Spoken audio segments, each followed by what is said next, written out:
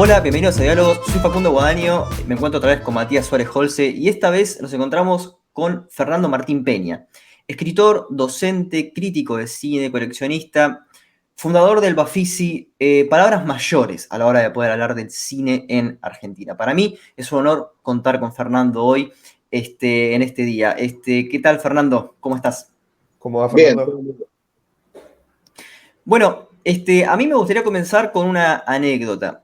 Eh, Quizás ya de los que vieron tanto el programa saben, soy amigo de Sebrelli, y me dijo un día, no, porque yo cuando fui al Malva me encontré una vez con Peña, y yo fui a ver una película que era una basura, me dijo, pero yo quería ver la fotografía de González Paz.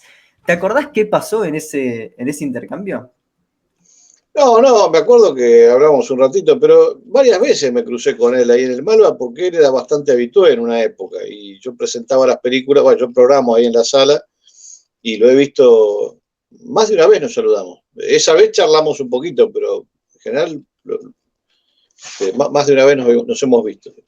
¿Y te acordás cuál era la película de González Paz a la que se refería? No, yo, digamos, cuando vos me lo mencionaste esto y me dijiste que era Útula, yo lo asocié con la película más famosa que fotografió Útula, que es Fuera de la Ley. Es un Hmm. policial de Manuel Romero. Eh, pero cuando cambió a González Paz, no sé qué película habrá sido. Pudo ser El Vampiro Negro, no sé realmente qué película fue. Bueno, pero lo que nos convoca hoy es hablar sobre film noir. Realmente un género que, digamos, no es masivo hoy, en su momento sí lo fue. Y ahí me gustaría comenzar básicamente por lo básico, digamos, ¿qué es lo que podemos entender? Porque en la discusión especializada hay, digamos, cierta polémica en varios textos. ¿Qué es el film noir? ¿Cómo podemos entender el film noir? Es un tema sobre cómo se construye un argumento, es un problema de cómo se construye el protagonista, una mujer fatal. ¿Qué es el film noir? Bueno, en principio yo te diría que lo que caracteriza al noir es una atmósfera negra, ¿no? Algo que es bastante difícil de determinar, bastante impreciso, pero que inmediatamente cuando estás frente a una película negra lo notás.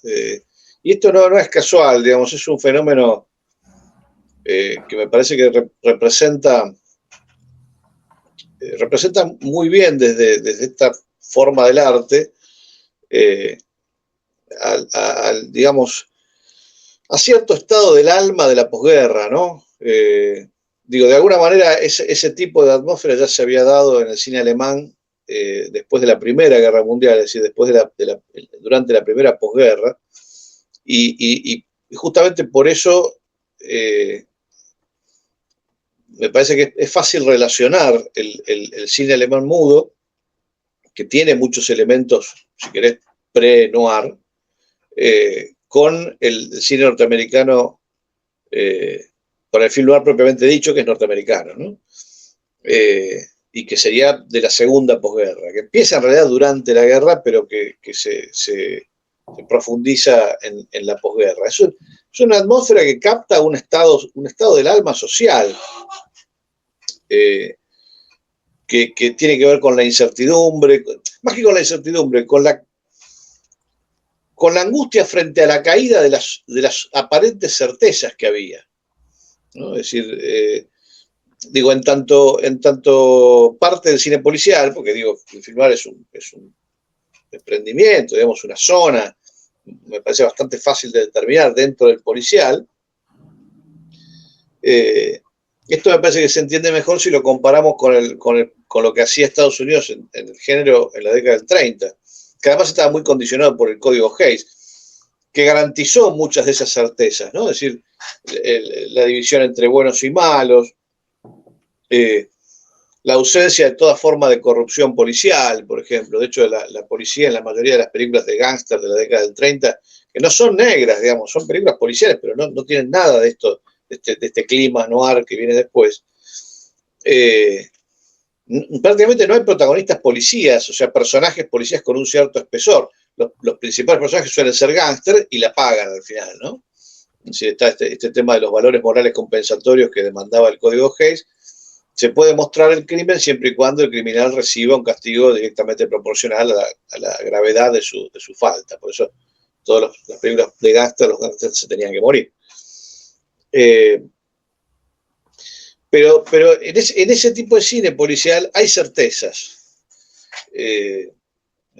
Certezas morales, ¿no? Certezas de todo tipo.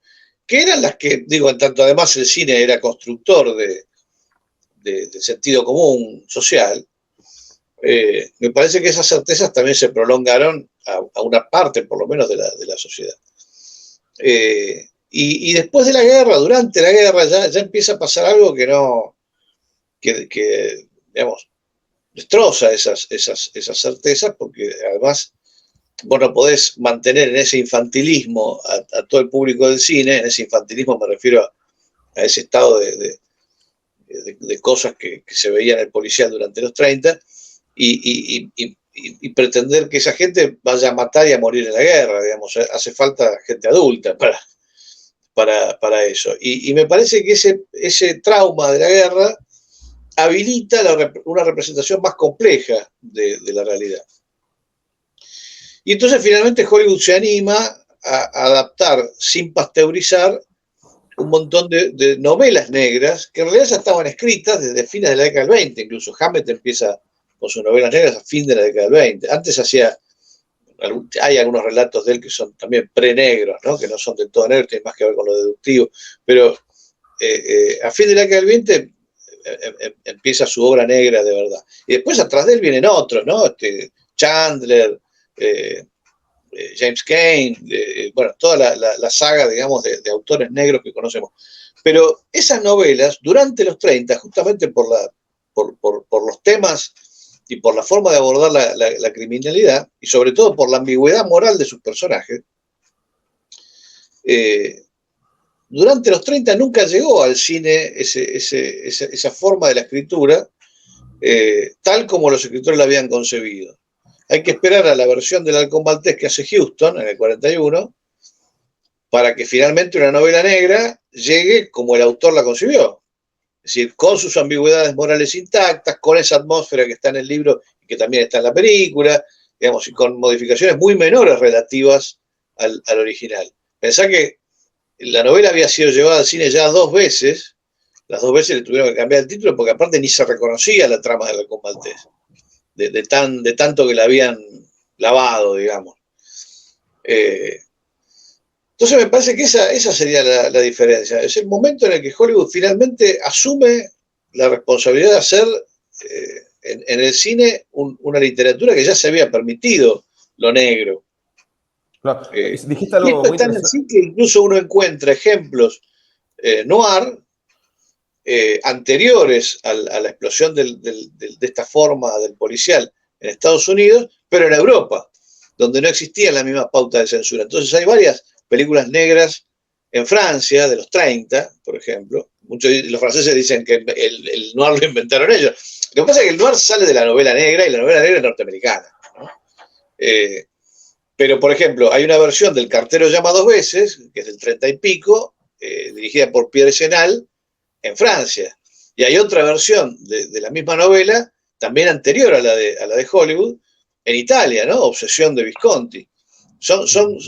Por eso son relatos que en su sordidez no se podían adaptar en el Hollywood de los 30, pero sí se pudieron adaptar en los 40. Y ahí cambia el género, porque, o sea, aparte de las certezas estas que yo te digo, tenían que ver con la misma constitución de la narrativa cinematográfica, ¿no? Es decir, la narración clásica hollywoodense también es un sistema apoyado en certezas, ¿no? Es decir, vos tenés que narrar el famoso tema de la narración transparente, ¿no?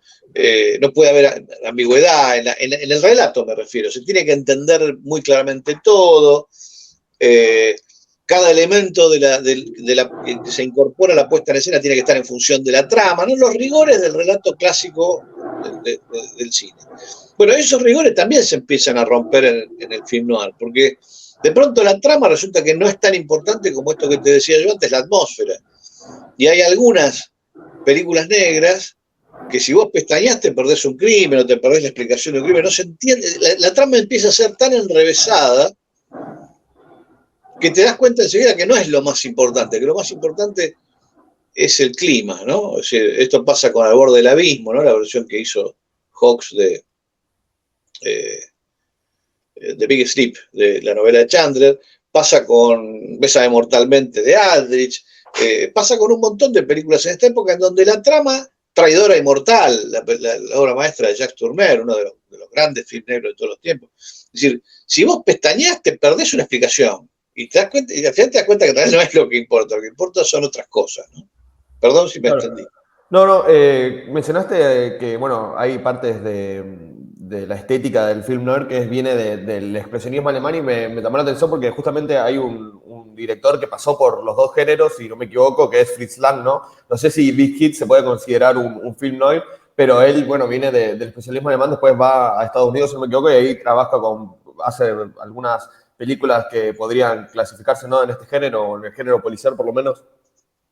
Sí, bueno, pero además de directores como Lang, hubo muchos técnicos también que pasaron a Estados Unidos, algunos empujados por el ascenso del nazismo y otros que ya estaban desde antes. Karl Freund, por ejemplo, que hizo la fotografía de Cayo Largo, otro filmador extraordinario de Houston, estaba en Hollywood desde el principio de los 30, a fines de los 20, gran innovador de la fotografía durante el cine alemán, ¿no? El director de fotografía de Metrópolis, de Varieté, el último, de Murnau, un tipo que había trabajado con todos los grandes. A Lang, si le decías expresionista, te rompía la cara, porque él no se consideraba un expresionista. El expresionismo, viste, que es una cosa muy, muy acotada al gabinete de Dr. Caligari y sus inmediatos alrededores. En realidad, el expresionismo era una forma de la pintura, ya muy claramente definida en la pintura, y después que se derrama sobre las otras artes y que al cine llega medio tarde, sobre todo en Caligari y en algunas otras películas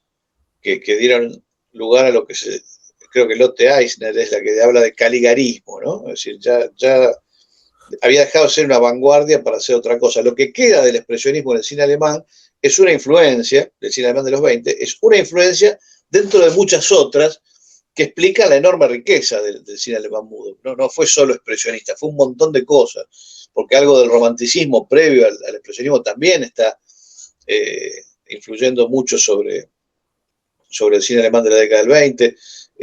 Lotte Eisner habla de las puestas de vanguardia de un director teatral tremendamente influyente, porque casi todos los directores y actores del cine alemán de los 20 trabajaron con él, que se llamaba Max Reinhardt, que diseñó puestas en escena de obras clásicas o modernas con herramientas que uno podría relacionar con el teatro moderno de los 60. Es decir, hay muchas influencias artísticas que explican la riqueza extraordinaria del cine mudo alemán. Y todo eso es lo que se traslada con la corriente migratoria a Estados Unidos, ¿no? Es decir, hay mucha...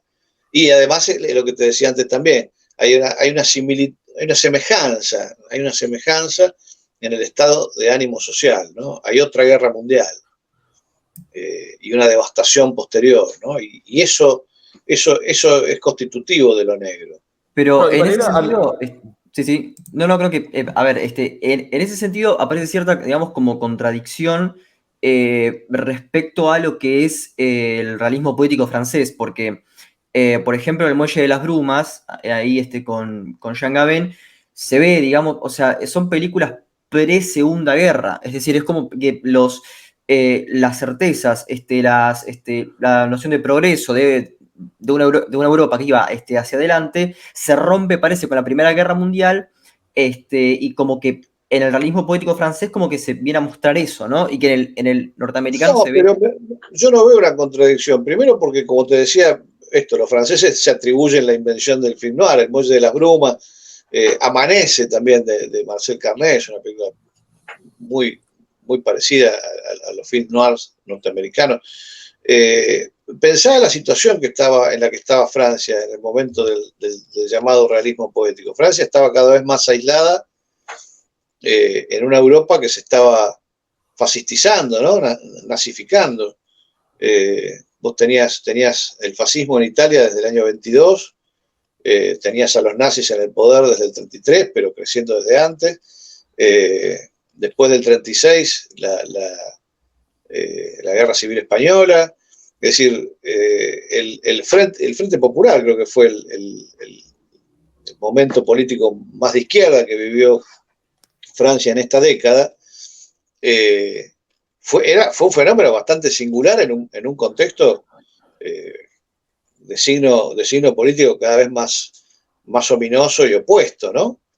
Entonces me parece que no es raro encontrar películas con atmósfera noir en la Francia de los 30. Yo no lo veo como contradictorio. Y Fernando, ¿se podría decir que Pepe Le Mocó es, digamos, como una película, digamos, íntegramente noir? O sea, como que podría ser la primera película íntegramente noir, digamos, por todos los personajes que tiene, por cómo está construida, básicamente. No sé si la primera, pero es una película negra, sí, seguro, sí. Es uno de los antecedentes estos, sí. Sí, porque tiene esta cosa de el pasado. Hay un motivo recurrente en el noir que se encuentra en las novelas y después en las películas, que es el pasado que en algún momento reclama al protagonista, ¿no? A pesar incluso de su presente. La película podría ser, Pepe Le Mocó podría ser ni siquiera te diría un policial, apenas un melodrama, si no fuera por este elemento que lleva hacia atrás el pasado. El pasado del protagonista, ¿cuál es? París. Y esta chica que lo fascina, que lo seduce, es París. Y es la que finalmente lo hace salir. Pero ella no es solamente una mujer, es una mujer y también es su pasado. El tipo no aguanta más vivir en la Casbah argelina y quiere salir. Y eso, que es más fuerte que el personaje, es un motivo negro muy recurrente después. También lo es el hecho de que el protagonista no pueda dejar en la chica ni siquiera un buen recuerdo. Ella se va de Argelia pensando que él no fue a verla. Y lo mismo pasa en varios film noir posteriores. Traidora Inmortal es lo mismo. En Traidora Inmortal ella nunca va a saber qué fue lo que pasó realmente con el personaje de Robert Mitchum. Ella se va de la película creyendo que Robert Mitchum la engañó. Y Mitchum, en su entrega, digamos, en su sacrificio, alienta esa idea. Es decir, ella no va a tener de él ni siquiera un buen recuerdo, aunque él fue noble. Es un destino terrible, pero es un destino noir. Para hablar de las primeras obras noir concretamente, es decir, películas puntuales, ¿cuáles vendrían a ser consideradas las primeras que cumplen todas las características necesarias para ser consideradas film noir? Mirá, siempre se dice, la referencia que yo más he encontrado ahí en los libros es siempre la con Maltés. Hay algunas cosas en el cine norteamericano, ¿no?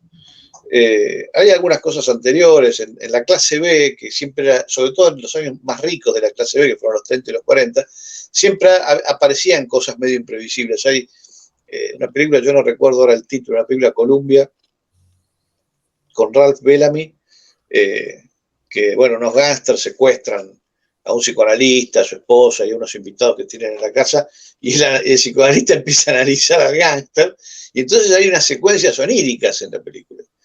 El onirismo, digamos, todo el mundo de los sueños, también aparece de manera muy fuerte en el cine negro. Tanto como tales, es decir, como sueños, o por la atmósfera onírica que muchas películas negras tienen, en donde lo onírico y lo real se confunden, ¿no? Entonces esta película es un antecedente. Hay otra película muy importante que se llama El Misterio del Tercer Piso, creo que es. El Misterio del Tercer Piso, con Peter Lorre, una película RKO, clase B total, que también tiene una secuencia onírica alucinante y tiene también el tema los temas de la culpa, el falso culpable, pero el falso culpable que se ve rodeado de circunstancias que lo acusan y que lo hacen hasta él mismo dudar de lo que ha pasado, ¿no? Otra vez, la caída de las certezas, no podés confiar ni en tus propios sentidos respecto de lo que percibiste. Bueno, El extraño del tercer piso, El misterio del tercer piso es una película así también. Y en la secuencia onírica importantísima que tiene la película en el medio, hay referencias al expresionismo más ortodoxo, ¿no? Es decir, a ese de las angulaciones demenciales, ¿no? A la deliberada artificialidad para mostrar que estás hablando de otra cosa, que es el principal aporte, me parece, del expresionismo puro en el cine. Digo, Caligari era una película que quería hablar del autoritarismo alemán y que para evidenciar que se trataba de una metáfora recurrió a la estética expresionista, ¿no? Entonces, cuando se usa la estética expresionista, se está mostrando la realidad deformada, no porque sí, digamos, sino porque se está queriendo demostrar que eso que se ve no es literal. Claro, bueno, en ese sentido a mí me gustaría nombrar dos películas, o por lo menos situaciones. Una es Dead End con Humphrey Bogart. No sé cómo se traduce la de, bueno, como... Punto muerto, la película la de los chicos.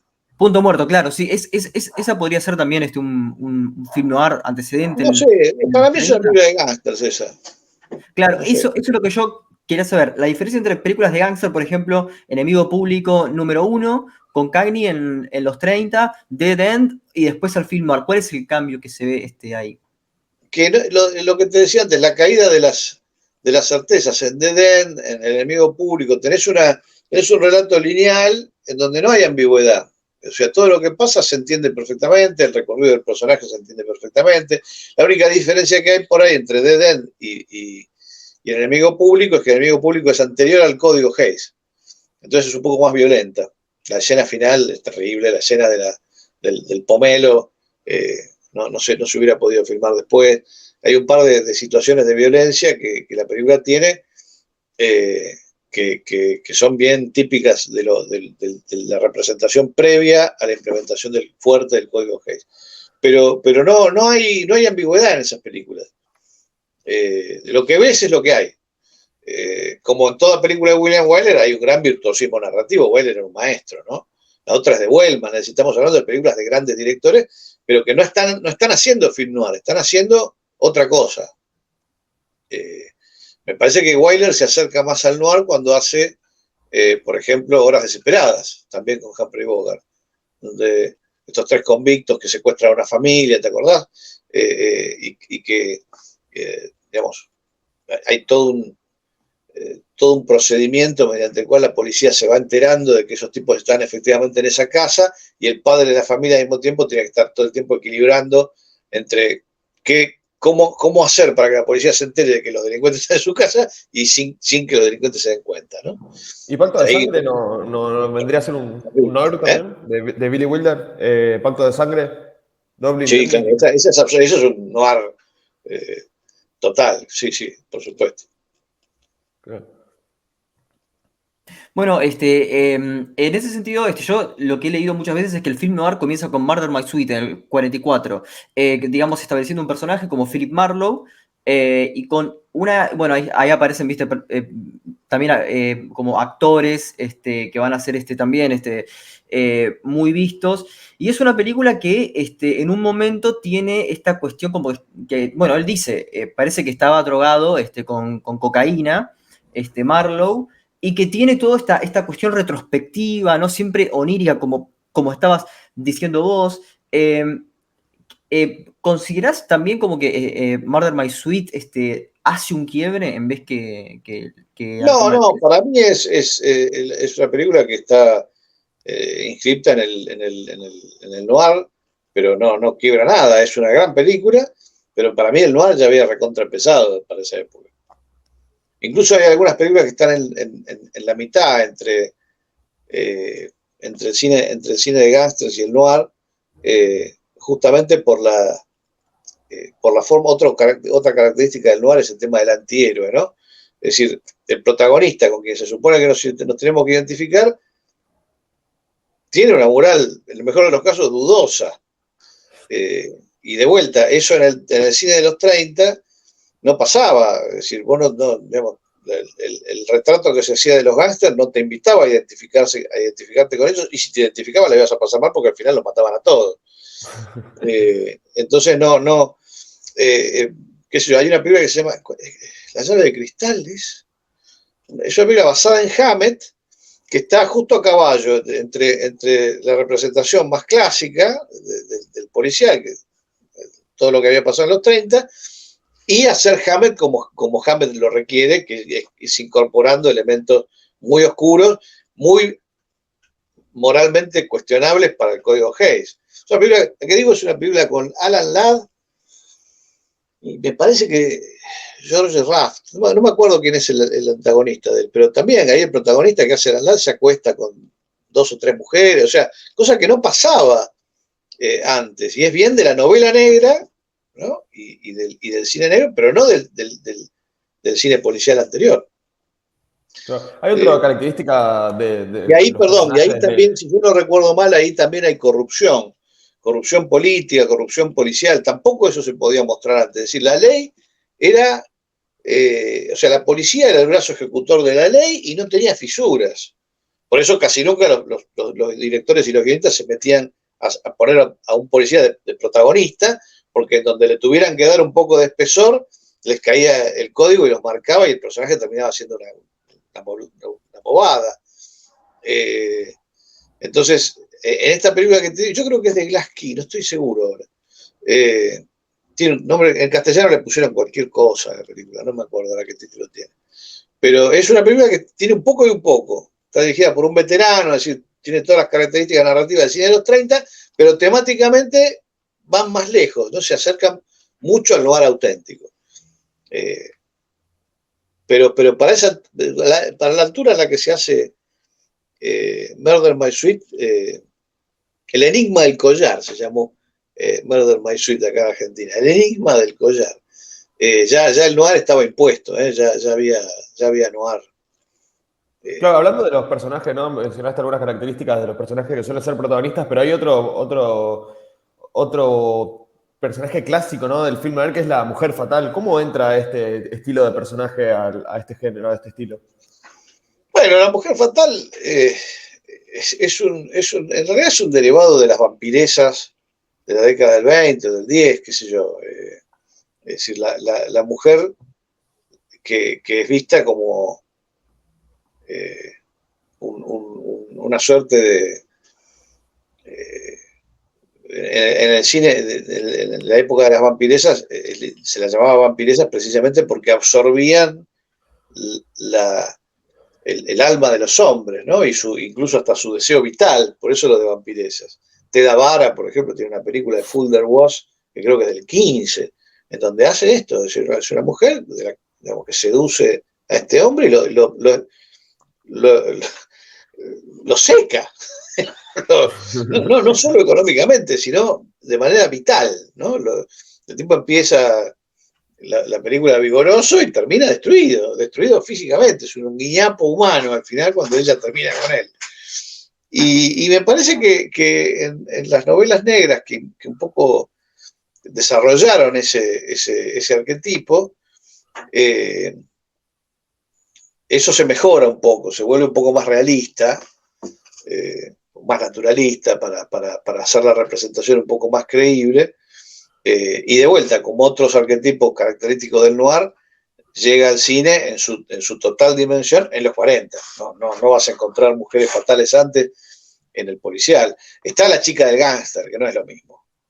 En las películas de los 30 está siempre la chica del gángster, que en general es una chica que se ve abusada, digamos, como la del enemigo público que mencionábamos antes. Como la hermana del personaje de Scarface también, ¿no? Claro, son personajes que son...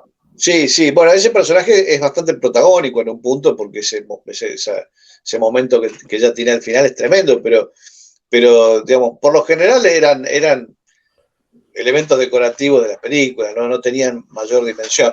Eso también lleva a conclusiones que son un poco aventuradas. Digo, está esta cosa de reivindicación de las mujeres fatales como como un arquetipo, no sé, más o menos feminista, porque representan mujeres que toman, en una época en la que la mujer era vista mayormente solamente como un objeto del deseo del hombre, y qué sé yo, son mujeres que se hacen cargo de su propio deseo y lo llevan adelante, ¿no? En ese sentido podría ser. Lo que pasa es que no hay que olvidarse nunca de que la mujer fatal es un invento de los hombres. Entonces, yo dudaría de su. Claro, aparece también en las novelas de Raymond Chandler este tipo de personajes. Yo recuerdo La Dama del Lago, por ejemplo, tiene una característica mujer fatal, es decir, en la literatura ya estaba también. Pero Además por de que eso, sí. son inventos de los hombres. Entonces, yo dudaría en asignarle atributos feministas a las mujeres fatales solamente porque representan, eh, digamos, porque llevan a la acción su propio deseo en comparación con las ingenuas, ¿no? Que eran simplemente objeto del deseo y nada más. Claro, Eh, son como personajes que representan también los miedos masculinos en cierta medida, ¿no? Las inseguridades masculinas. sí, qué sé yo. Son muy buenas antagonistas, digamos, representan, qué sé yo, si los miedos puede ser, sí.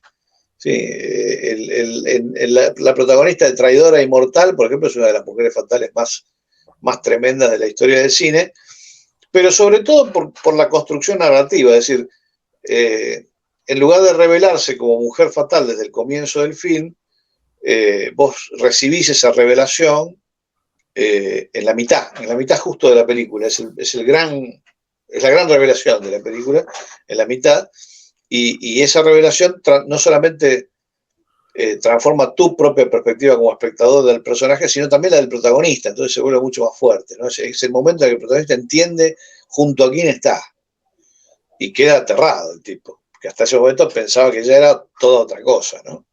Claro, Entonces, sí, es que, a veces, no, es también que a veces un justamente, poco, según cómo uno recibe la información de esa fatalidad, las mujeres fatales representan una cosa u otra, ¿no?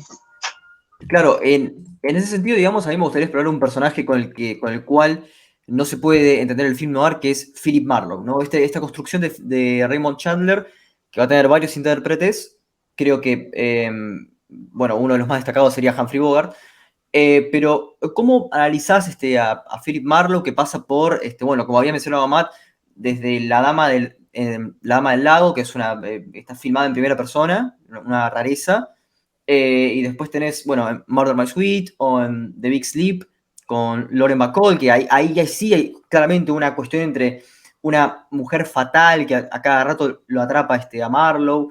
Eh, bueno, ¿cómo analizas este personaje fundamental para comprender al film noir? Pero Marlowe es uno de los personajes más carismáticos de la novela negra, ¿no? Y me parece que esto tuvo la suerte de llegar al cine encarnado por actores muy carismáticos y en el apogeo del film noir, con lo cual eh, eh, se lo construyó con todos los elementos iconográficos digamos, que de hecho trascendieron el tiempo. Digamos, hay gente que por ahí no ve películas, pero la imagen de Bogart con la gabardina y el sombrero interpretando a Marlowe es parte de la iconografía del cine, ¿no? Es decir, todo el mundo sabe quién es, aunque no haya visto la película. Entonces, así, iconográficamente es un personaje importantísimo. En las novelas es extraordinario porque las novelas están todas narradas en primera persona. Eh, y, y, claro, el tipo, igual que Sam Spade, ¿no? El antecedente de Spade no se puede negar en el personaje. Digo, también es un detective privado, pero sobre todo porque Marlowe tiene un código ético personal, digamos. No es un inmoral, es un tipo que no.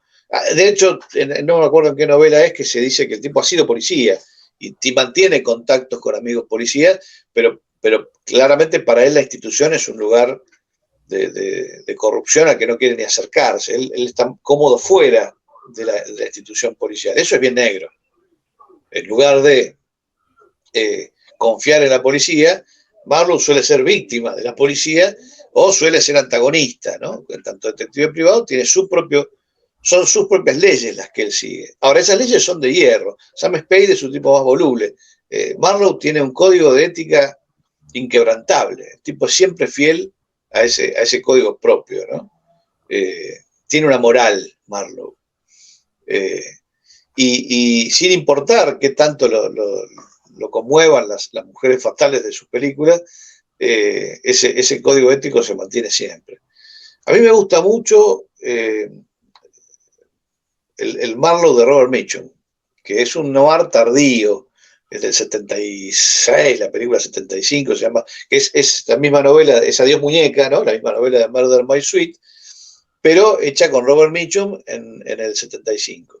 Es decir, es una evocación del noir clásico, con todos los elementos del noir clásico, es la novela tal cual, incluyendo elementos que en el 44 no se podían filmar, y es una de las pocas películas de los 70 que evocan a la perfección, casi con una perfección arqueológica, ¿no? El tono del noir original. Incluso el color, la fotografía en color, uno tiene trabajo para recordar que es en color, porque la sensación que te da es que la película es blanco y negro, aunque no lo es.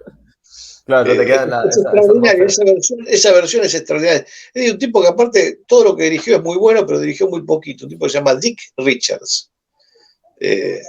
Muy buena versión, muy buen Marlowe. Y Robert Mitchum estaba perfecto para el papel porque está cansado, está grande, tiene un cierto agotamiento que percibís en las novelas, ¿no? La fatiga, que no es la fatiga de estar cansado, digamos, normal, como uno está cansado normalmente, es una fatiga existencial.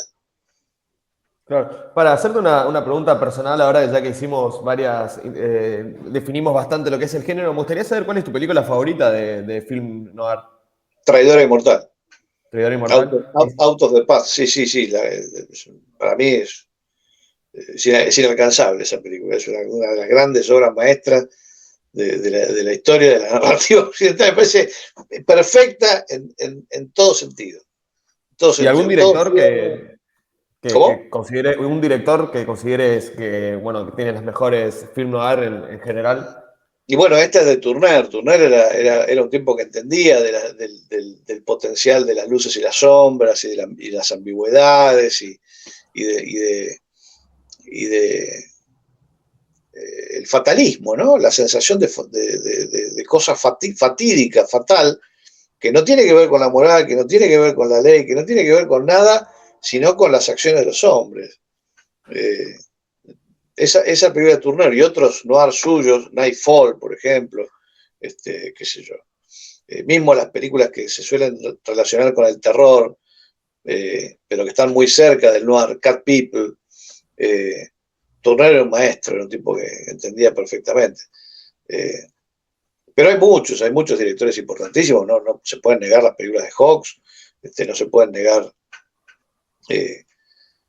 películas como las que hemos mencionado antes, ¿no? Digo, Aldrich, porque hay un recorrido que es muy interesante, que va entre de la sombra, de la noche, de la nocturnidad del noir, hacia el día y hacia lo cotidiano. O sea, a medida que avanzamos desde 1941 hasta más o menos la clausura del género negro, que es el 59, 60, hay algunos negros tardíos, qué sé yo, pero una cosa que es interesante es que se va perdiendo la nocturnidad. Es decir, lo que antes era el refugio, la sombra, la noche, era el refugio del mal, ¿no? de la criminalidad, de la corrupción, de la podredumbre, desaparece en la década del 50, en parte por una cierta tendencia al realismo, ¿no? Hay varias películas, los police procedural, que están basados en casos policiales reales, pero también en parte porque el mensaje de muchos noirs de los 50 y de los noirs tardíos es desolador, y es que el mal, la corrupción y la podredumbre ya no necesitan de las sombras y de la nocturnidad para esconderse, están a plena luz del día. Y además no son monstruosos, sino que pueden ser cotidianos. ¿Qué sé yo? El Kimono Escarlata de Sam Fuller, otro gran director del cine negro, el Rata, que yo tiene varias. En el Kimono Escarlata, el mal, lo que produce el crimen, es nada más que una mujer celosa, no es otra cosa, no hay ninguna, no hace falta, digamos, ningún otro elemento amenazador.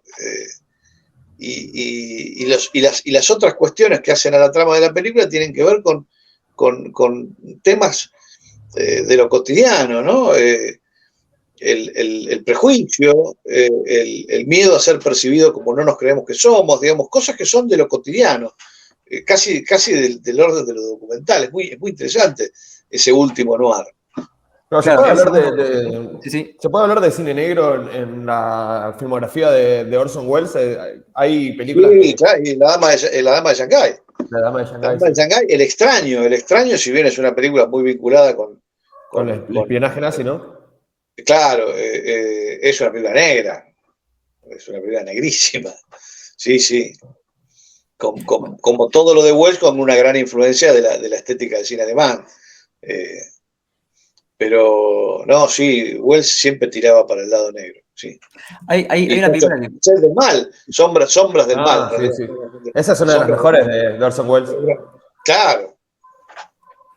No, es que lo que quería decir es que hay una película que es curiosa, porque también tiene una anécdota. Pero, perdón, hay un motivo por el cual Wells está imbricado al género negro, que es el que decíamos al principio, el problema de la verdad, o de lo que se entiende por verdadero en el cine, que es uno de los grandes temas de él, de toda la vida, ¿no? Es decir, qué es lo verdadero y qué es lo falso, qué es lo aparente y qué es lo real detrás de lo aparente. Bueno, eso, él usó el género negro justamente para volcar esa preocupación suya que aparece en otras películas de él que no son negras, ¿no? El Ciudadano no es una película negra, pero trata sobre el tema de la verdad, la representación, cuál es la verdadera naturaleza de un hombre, qué pasa con los múltiples puntos de vista, todo eso, que él viene ensayando ya desde la radio. Él entiende el noir como una forma de exponer esa preocupación suya, ¿no? Por lo verdadero y lo falso, la representación, la ficción y la realidad, ¿no? Claro, quizás también eso se ve en el Tercer Hombre, aunque no sea de Orson Welles, pero bueno, ahí actuando. Hay una película que tiene una anécdota que igual hay que gustaría saber si es noir o no. José Pablo Feynman, antes de morir, pidió que le pasen The Setup, que es una película del 49, la del boxeador retirado. Y está considerada... No, retirado no, es el boxeador fatigado, no retirado. Está en las últimas, pero el tipo no se quiere retirar, quiere ganar una última pelea. Ese es el gran problema de la película. Es ese. Obra maestra total, sí, es recontra negra esa película, por supuesto. Aunque no tiene, porque digo, lo criminal está en un segundo plano, que serían los que arreglan las apuestas. Hay un mundo de Lampa que está ahí, que finalmente se cobra mutila al protagonista para cobrarse una deuda. Es decir, el AMPA está presente. Y el protagonista es un gran protagonista del noir, es decir, es un tipo que es un loser permanente y que finalmente ve la oportunidad de no serlo. Pero bueno, el pasado es más fuerte y lo agarra. Y ahí, en lugar de una mujer fatal, tenemos una mujer empática, una mujer que realmente lo ama y lo cuida, ¿no? A pesar de que él es un desastre. Pero bueno, y en ese orden hay también dos cosas que diría que son claves para el film noir. Una es una falsa imagen que se construye como del film noir con jazz, lo cual no entiendo por qué, porque la verdad que es siempre música de cámara. Y en ese sentido me gustaría hablar de lo que sería... No, siempre no. Mirá que en Bésame Mortalmente hay jazz. Canta Nat King Cole y hay bastante jazz. Y hay un par de películas que usan muy bien el jazz. No digo que sea del todo, o sea, yo no asocio, como vos decís, el jazz con el negro, pero me parece que en el género negro hay algunas películas que usan muy bien el jazz, ¿no? No, Sí. claro, yo lo que estoy diciendo es que lo que se suele asociar es como la cosa de vestido de negro de, no sé, la gabardina, el sombrero, el habano y el jazz. El jazz, la verdad que aparece no directamente. Poco. Por eso, ¿cuál sería la música, o sea, cuáles serían los compositores, la música que puede identificar al film noir? Pienso, por ejemplo, en Miklos Rosa, en ese tipo de música. ¿Cuál sería para vos la música del noir? Y es difícil decir, pero sí, Rosa puede ser una buena elección. Creo que Rosa es el músico también hay una gran parodia del noir que se llama Cliente Muerto No Paga, de Karl Reiner, y creo que ahí el músico que él elige es una película contemporánea, pero que utiliza fragmentos de noirs del pasado, ¿no? Lo mete a Steve Martin en el mundo del noir. Y creo que el músico era Rosa, era Miklos Rosa, que ya estaba viejito, pero que le hizo la partitura. Así que para Karl Reiner, que era un conocedor del cine negro, un gran cinéfilo también, el sonido noir era Miklos Rosa. Pero en todo caso son esos músicos que fueron capaces de incorporar una instrumentación distinta, un sonido distinto del sonido orquestal convencional de los 30 o de otras películas no negras, ¿no? En muchos noirs es importante el theremin, por ejemplo, ese sonido ululante, ¿no? Sí. Que es ominoso también. Sí. No, es que lo que quiere decir también que el theremin tiene un sonido rarísimo, una cosa ahí como del futurismo y de la música futurista italiana, ¿no? Una cosa rarísima. Pero una de las cosas que caracteriza al film noir, y que también se va a ver importado en Argentina, yo creo que sería importante hablar también del film noir en Argentina, que sería la fotografía. ¿Cuáles crees que son las películas donde la fotografía noir se ve más clara? Es una contradicción lo que estoy diciendo, pero bueno, se ve más clara lo que es la fotografía noir, y a qué fotógrafos le podés atribuir esta tarea? Me parece que, de vuelta, como es un estilo muy abarcador, me parece que trascendió el nombre de un solo fotógrafo, de dos fotógrafos. Digo, creo que los tipos que entendieron el género trabajaron siempre una clave lumínica lo más oscura, nocturna y ambigua posible en los 40, que después se va aclarando, como te decía, en los 50. Así que depende de la época en la que estemos hablando. Yo no sé si hay un fotógrafo, pero como ejemplo, de vuelta, te traigo Traidora Inmortal, que tiene una luz fabulosa. No me acuerdo quién la hizo, pero es extraordinario lo que hace el director de fotografía de la película esa, con Tourneur. Tourneur era un tipo que entendía muy bien de luz. Entonces, sabía qué cosa tenía que pedir. Esa película, bueno, La Dama de Shanghái, o sea, son películas que desde la luz. Pero hay muchas otras. Es decir, hay un director de fotografía que vos mencionabas el caso argentino, que trabajó en Argentina, y que define el noir, sobre todo en las películas que hizo que fueron de bajo presupuesto. Es decir, el tipo nunca trabajó en los estudios grandes, pero no se sentía cómodo ahí por distintas razones, y entonces pasó a la clase B, a las películas de bajo presupuesto. Hablamos de Útula, ¿no? Útula. Hablamos de Útula, ¿no? No, de John Alton. Ok. John Alton se pronuncia, John Alton.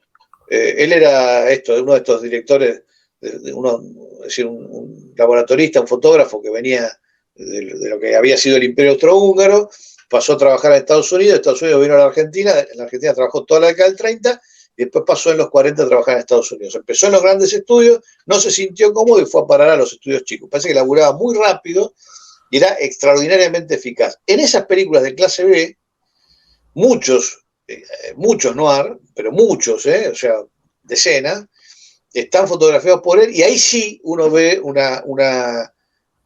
rasgos autorales, digamos, porque sin importar quién haya dirigido las películas, la fotografía de Alton, o sea, vos la podés ver sin ver quién fue el DF y sabés que fue Alton.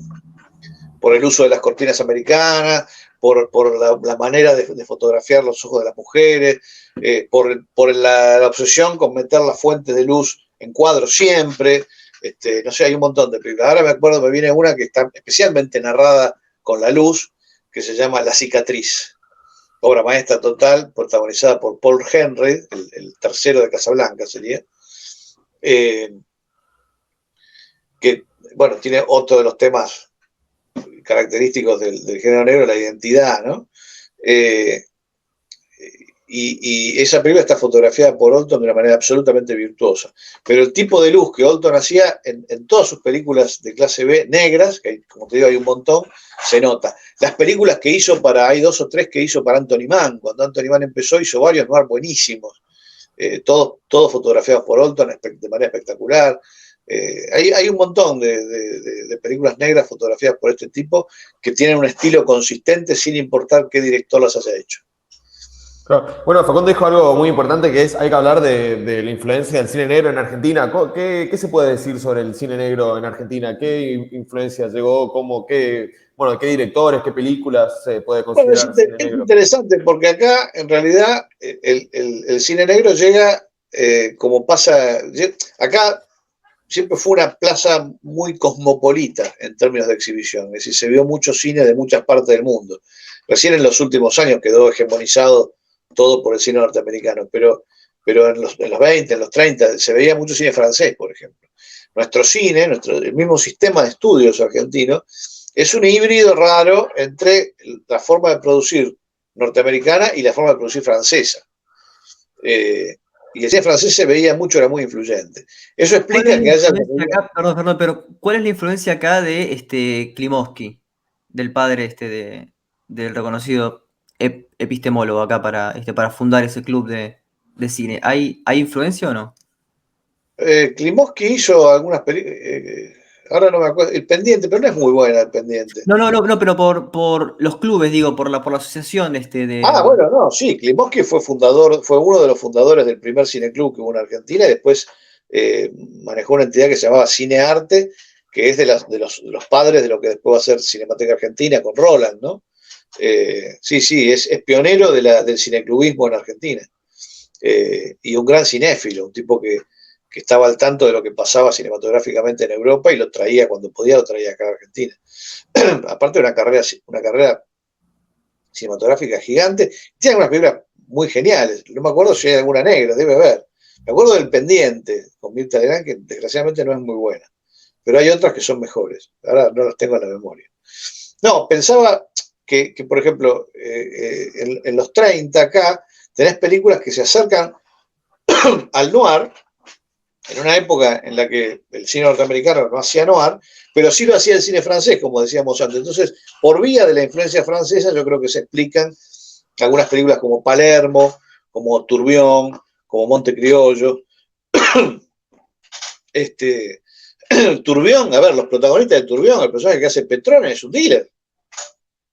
Y una de las frases de la película, que creo que la dice Francisco Álvarez, que menciona explícitamente la pichicata. Digo, hablan de drogas y de tráfico de drogas todo el tiempo y ellos son los protagonistas de la película. Es muy demencial, digo, eso no lo vas a encontrar en el cine de ninguna parte del mundo. En Francia por ahí sí, pero no que sean los protagonistas excluyentes, digamos, ¿no? Y está la idea de la fatalidad también, hay un traidor, es una película muy digna del género negro. Después, en realidad, en los 40 hay un montón de títulos policiales impresionantes, y yo creo que hasta los 50, con mucha cercanía con la tradición del noir norteamericana, pero también con características originales como esta de Turbión, ¿no? Obviamente Apenas un delincuente de Fregonese, por supuesto, que es, si querés, es la más norteamericana de todas, pero también hay, qué sé yo, hay una película hay mucho cine policial argentino cercano al noir, ¿no? Lo que pasa es que el problema con muchas de las películas policiales argentinas es la dificultad de lidiar con las instituciones. O sea, acá, digamos, por censura o por autocensura, según el momento político del que estemos hablando, no podías mostrar a la policía porque te metías en quilombo. Entonces siempre hay cartelitos que explican que en realidad esto pasó hace mucho, o que no, nadie, no, claro, ¿no? O que no, la película no intenta describir la acción policial de ningún tipo, bueno, y si no, directamente son películas de una variante bastante abominable, que es la del policial botón, ¿no? Es decir, películas protagonizadas por policías en función de la exaltación de la acción policial. Que hay algunos muy buenos, pero moralmente deleznables y muy poco negros en ese sentido. Pero, por ejemplo, hay una película de Borcosque con Narciso Ibáñez Menta que es bien negra y no se la suele mencionar mucho, que se llama La muerte está mintiendo, que tiene una característica de algunos filmes norteamericanos muy sólidos, que es esta de presentar a un protagonista que comete un crimen, es decir, su vida se destroza, pero de alguna, digamos, escapando de ese crimen que ha cometido, de esa situación que ha precipitado su desgracia, El tipo, durante un periodo de tiempo corto, encuentra una suerte pone en pausa su fuga, logra refugiarse en una otra vida, cambia de vida. Y durante un tiempo le funciona bien, y hasta encuentra el amor, la felicidad, y qué sé yo. Ahora, eso que cometió al comienzo, al final lo va a alcanzar.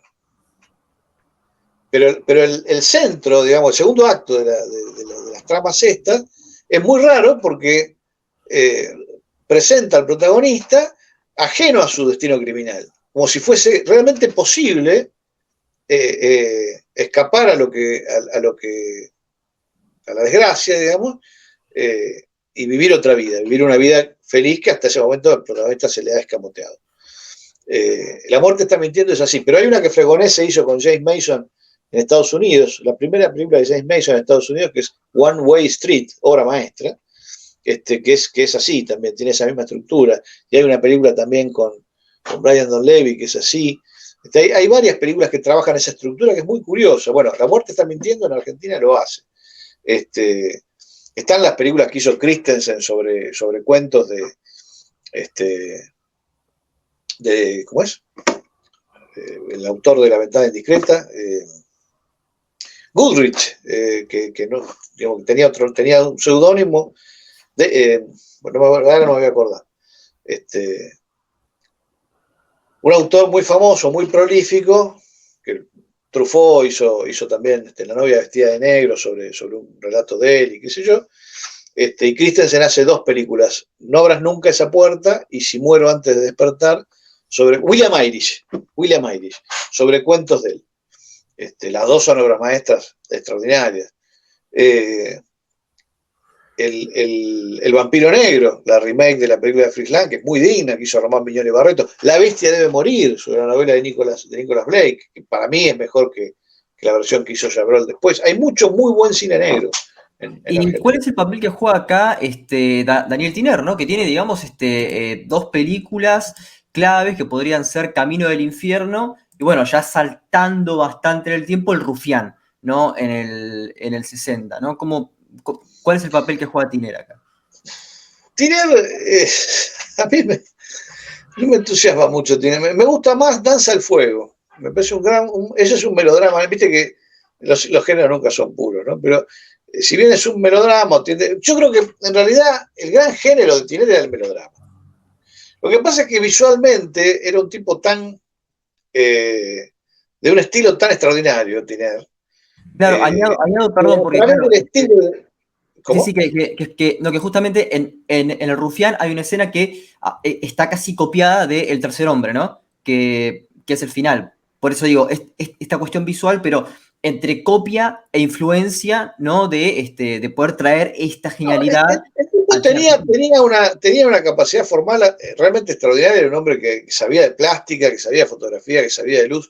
Yo lo que no creo es que haya sido nunca, me parece que nunca le interesó realmente la dramaturgia, digamos, no era un tipo sensible al relato como lo fue Wilder, digamos, como lo fueron esos realizadores.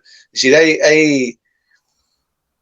hay un esquematismo, digamos, en muchos de sus planteos que es insólito para alguien que manejaba tan bien la imagen, ¿no? A mí me parece que hay algunas películas de él que funcionan. Bueno, una es esta, la Danza del Fuego, que aparte los temas son de una sordidez, le gustaba el ser sordio, le gustaba ser jodido. Ahí es Amelia Bence, que ha sido violada cuando era menor por un payaso de circo, ¿viste? Una cosa de decir. Y entonces ella se convierte en una asesina de hombres. Tremenda la película, y esa me parece más negra, más lograda, digamos, más homogénea en términos de estilo que las otras que mencionaste.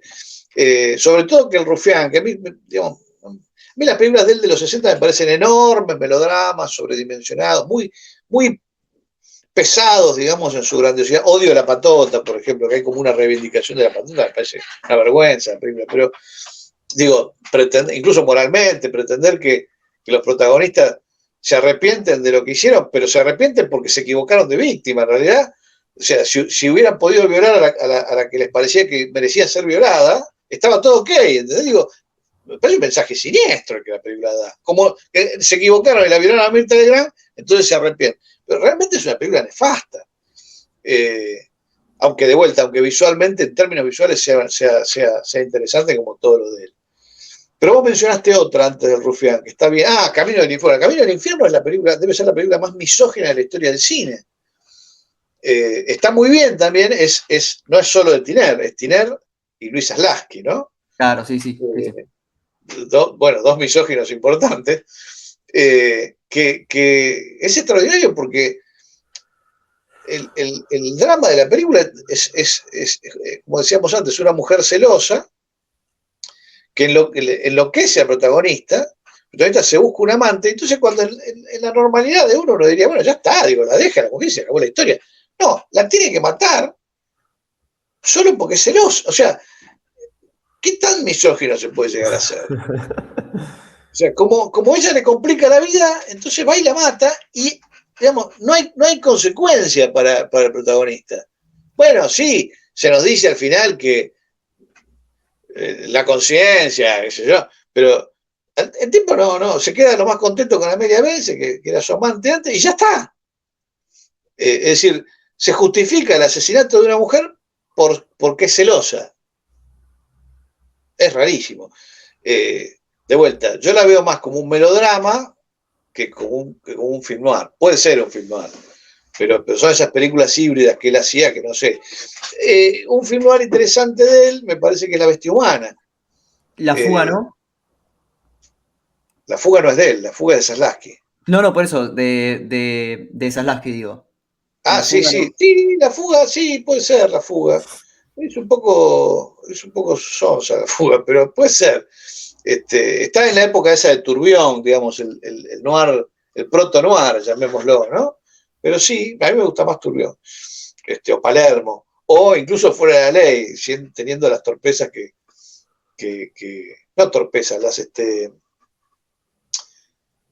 el apuro que siempre tenía Romero para hacer sus cosas, me parecen mejores películas. Y hay alguna más también que me gusta más que La Fuga. Pero La Fuga está bien. No, pero La Bestia Humana, la versión de Tiner, es muy buena. Esa sí es buena. Yo me había olvidado. No te puedes identificar con nadie, son todos personajes siniestros.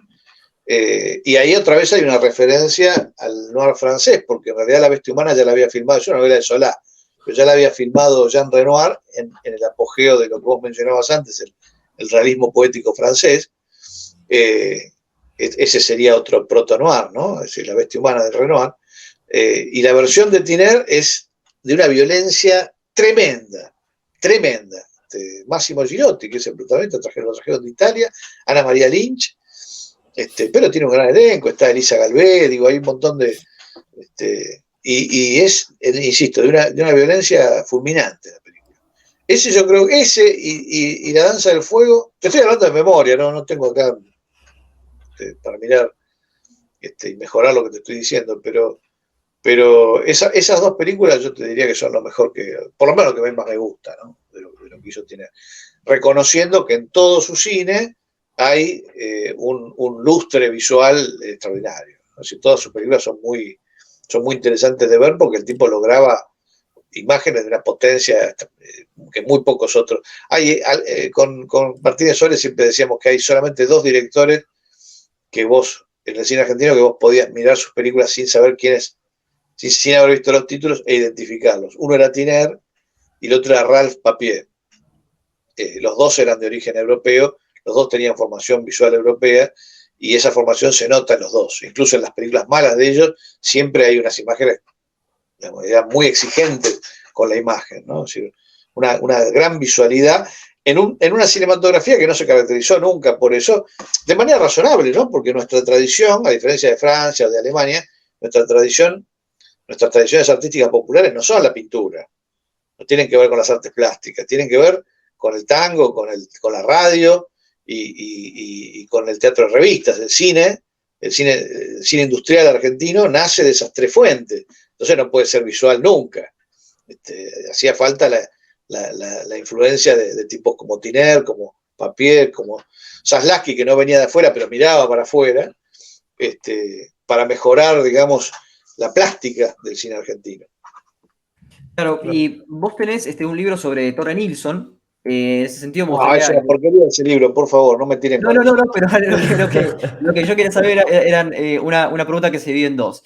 Si Torre Nixon puede tener alguna película que se puede caracterizar como noir, y al mismo tiempo, ¿qué es lo que, dónde, o sea, dónde y cuándo se podría establecer el agotamiento del noir, por lo menos en su periodo clásico, ¿no? En Digamos, Estados Unidos el agotamiento es en los 60. O sea, se termina el ciclo para mí entre el 59, 60, 61, por eso ahí hay noirs tardíos ya. Eso respecto a la segunda pregunta. La primera, me parece que no, porque Nilsson tiene una fascinación por el cine alemán de la década del 20 y le gustaba, o sea, digamos, Nilsson me parece que le gustaba ese estilo formal, es decir, le gustaba trabajar esa visualidad que él encontraba bastante rara en el cine argentino, poco usual.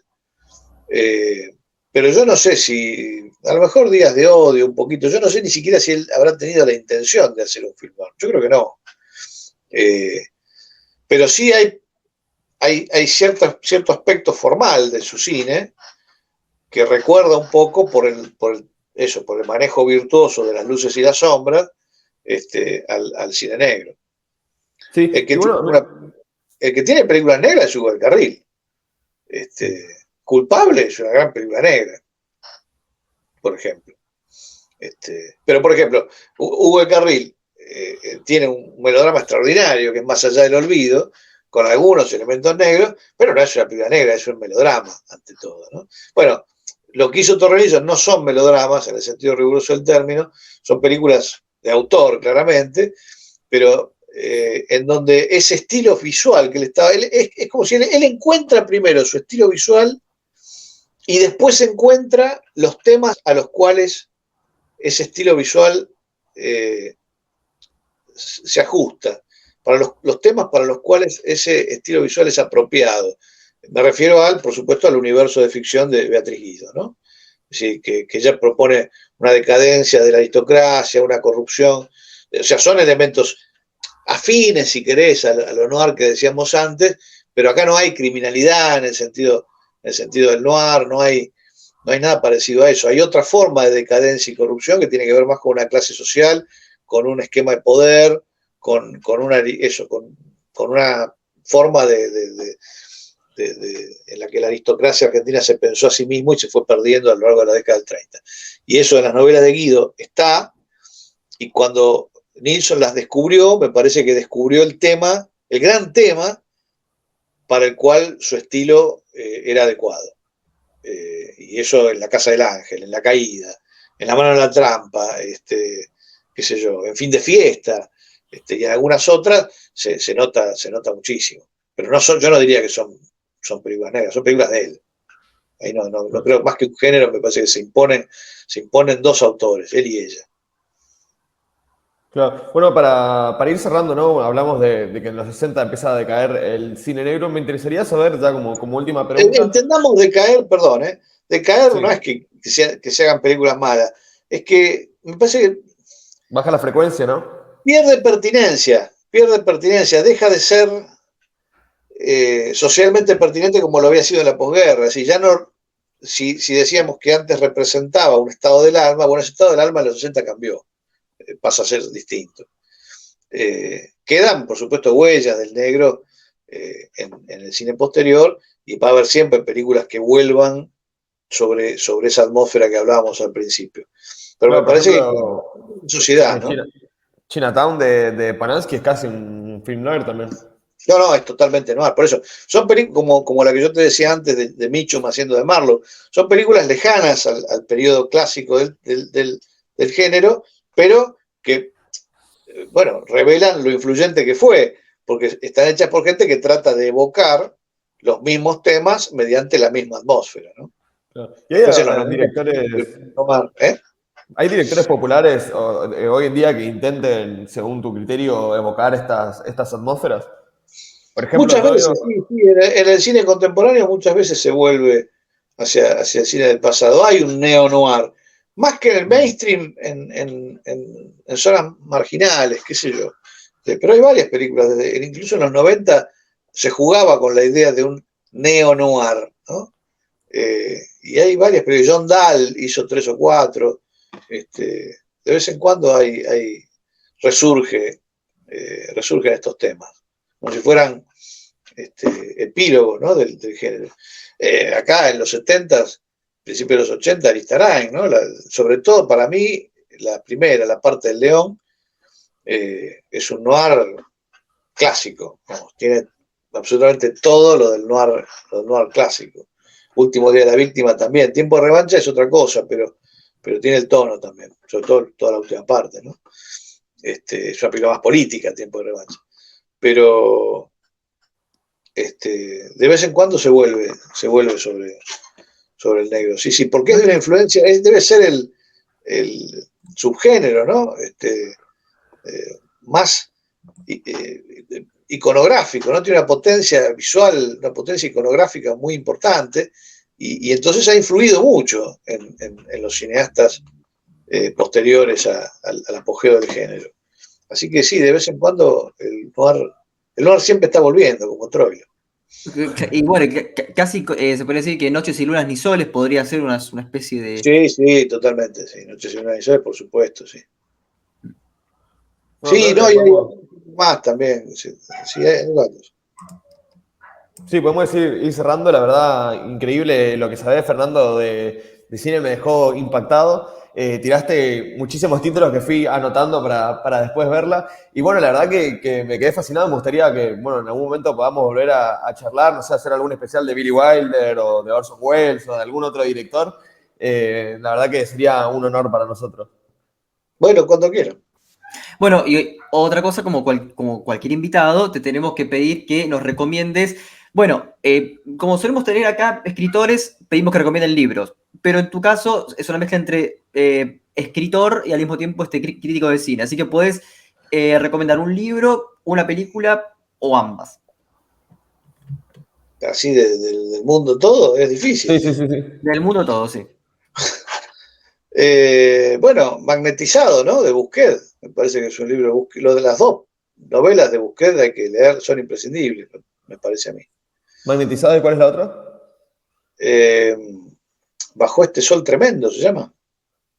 Ah, no conozco. Carlos Busquets, un escritor cordobés que falleció hace poco. Gran escritor. Genial. ¿Y algunas Eh, películas? Si querés recomendar una o dos películas. Bueno, recomendaste la que era tu favorita del film noir, ¿no? Traidor Inmortal. ¿Y si tendrías que recomendar una más? bueno, un gran film noir argentino que se llama Los Tallos Amargos, de Fernando Ayala. Buenísimo. Es una novela de Jasca. La novela no es tan negra como la película es negrísima, negrísima. Uno de los finales más desoladores de la historia del cine argentino. Ahí los anoté para Se ha consultarlo después. restaurado, la restauró. Yo encontré los materiales, lo que quedaba de los materiales originales acá en Argentina, gracias a la familia del empresario Alberto González, y los mandamos a restaurar con la Film Noir Foundation, Eddie Muller, un gran amante del género negro, a la UCLA, y la copia que hicieron restaurada es espectacular. Se había Hablemos un perdido. poco de eso sí, aparte de tu trabajo de restaurador de la Film Noir Foundation y lo que es el trabajo de Eddie Muller que tiene, ¿cómo se llama? El especial en TCM, Sí, Noir Noir Alley, City. ¿no? Noir Todo, Alley, sí, Noir claro, City es el festival. claro, todos los domingos, bueno, por lo menos acá se puede ver repetido, se puede ver por internet, todos los domingos está Noir Alley hace años con Eddie Muller. Que bueno, es un especialista en film noir y hace estas presentaciones, ¿no? Sobre películas film noir y después las transmiten. Sí, sí, es un grande, Eddie. Aparte, esto ha hecho por el cine argentino más que la mayoría de los funcionarios del Inca de los últimos años, restaurando, consiguiendo dinero realmente importante para restaurar películas argentinas con las que se entusiasmó. Un gran amigo, además, Eddie. Bueno, Fernando, la verdad que te agradecemos mucho por el tiempo, fue un diálogo excelente y esperemos que se pueda repetir, quizás en otro formato, quizás en persona, porque tenés realmente un backstage, un fondo muy interesante para poder hacerlo en vivo, sobre algún especial, sobre algún director. Así que, bueno, espero que nos podamos encontrar pronto. Bueno, cuando quieran. Saludos, Bueno, un gusto, que andes un bien, saludo, Fernando. Fernando.